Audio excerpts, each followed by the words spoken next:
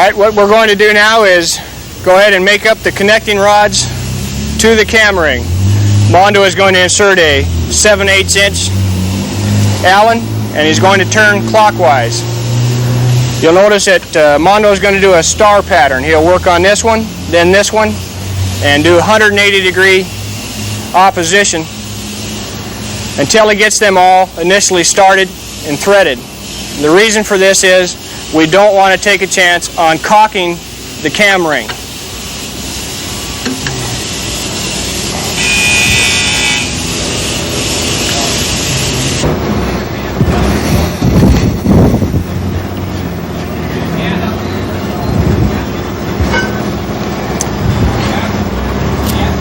Alright, we have all the connecting rods made up to the cam ring now.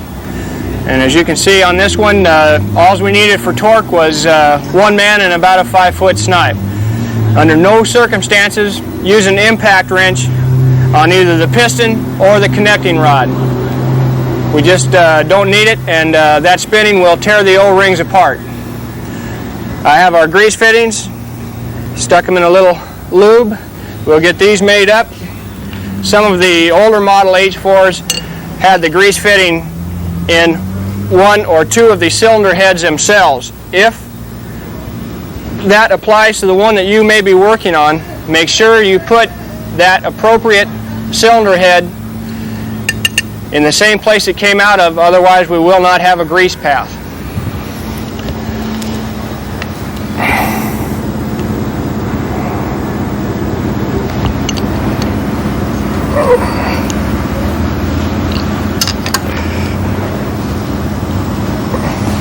We're going to start putting the cylinder heads back on. The thing we want to watch for when we do this is to try and treat them as gently as possible. We've already got the O-rings on, and we've got them lightly lubed. This is kind of a homegrown way to do this, but it works pretty well.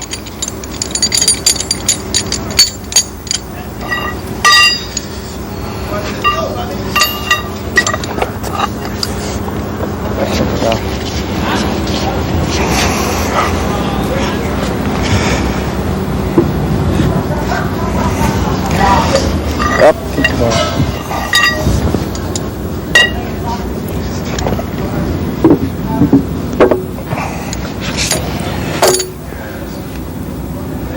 Good. Then we line up with the holes, go get another one. Alright, we have the remaining cylinder heads installed, and our socket head cap screws are ready to be made up. The torque call out is different for each size H4, so refer to the specifications for the particular H4 that you may be working on. The lower body is now standing upright. We're going to put the indicator on so that as we function this, you'll be able to easily see the cam ring move down and up. I'll remove the spreader bar. We're through with that. We're taking out the wadding that we put in to protect the entry areas from grime and dirt. And what Mondo's doing now is threading in a 1/2 inch pipe fitting. Our more recent connectors have a 1/2 inch thread on the bottom, so that makes it very easy to function it. An alternate method of doing it would be using the hydraulic seal subs from the H4, sticking them in, and then with air you can also function the H4. The reason for functioning at this time is to make sure that all our work has been done correctly. Alright, as you can see, the cam ring now has moved down and behind the dogs. This constricts the dogs and kicks them in. You can see that there's no space now between the individual dog segments. We'll now function the release port, and we'll watch the cam ring move up. As it does, it comes away from behind the dogs and allows the dogs to spring away. As the cam ring moves up, we see some discharge of fluid. What this is venting the lock side of the pistons. as we apply unlocking force. In other words, the top side of the piston is displacing the fluid that pushed it down. We are bringing fluid into the bottom side of the piston and forcing them up. I might also mention that this should be a free and easy operation. There shouldn't be any chattering or hopping of the cam ring. We're using just plain city water pressure.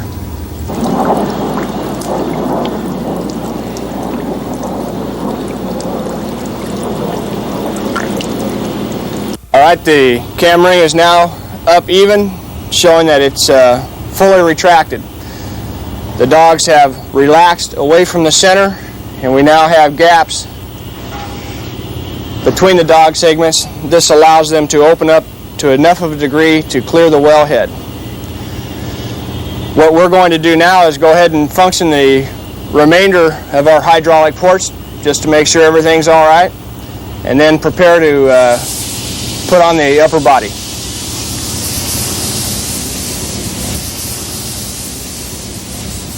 We've inspected the upper wear ring. Looks good.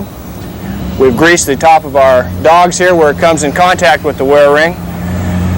Mondo removed the indicator rod, get it out of the way while we mount the upper body. We just had it in there so that you could see the functioning of the H4. We're going to put the seal subs in. We've got new O-rings. We've functioned all the ports. They all work fine.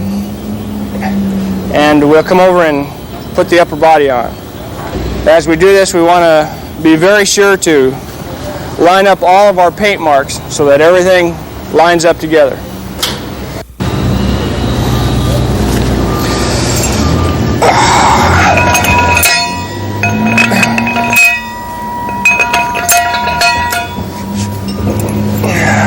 We're going to go ahead and run these bolts through now, and they'll help center this upper body when we get close to mating. Just before we get to the seal sub area, we're going to make these up a couple of screws into the lower body. This helps to prevent this upper body from moving at that last important moment.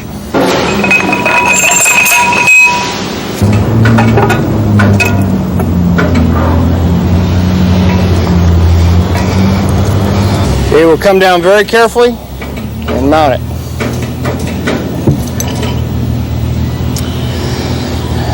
We're on. We haven't hurt the seal sub O-rings. And we also, in one step, have all of our bolts started. What remains to be done now is torque these up and install our indicator rod.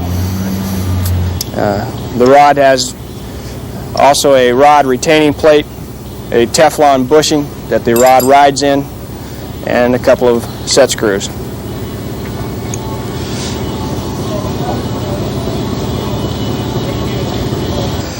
The next item is to put in these double pin subs. This is how we get the hydraulic fluid to enter the H4. This is 3/4 inch MPT on top. It will be looking up. We have an O-ring seal on the bottom. Then we cap them to ensure that we don't get any foreign object damage down the double pin. We like putting these in first so that in case we are getting some slag or grit off the hex head bolts while we make them up, that they do not fall in the entry port. We'll now go ahead and run up our head bolts. Please check the blueprint call out on the particular H4 that you're working on for the correct torque. We're now putting in the last of 4 ring retainer screws.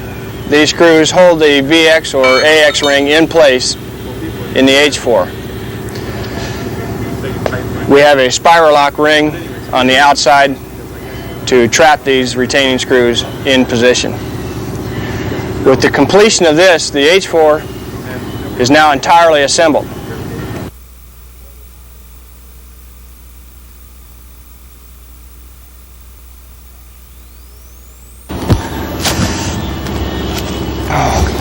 Our 4 ring retaining screws are in, and they have their spiral lock keepers also in place. We have function tested and pressure tested the H4. These tests came out satisfactorily. The H4 is now completely assembled and tested. We hope that the procedures that we have gone through can be of some help.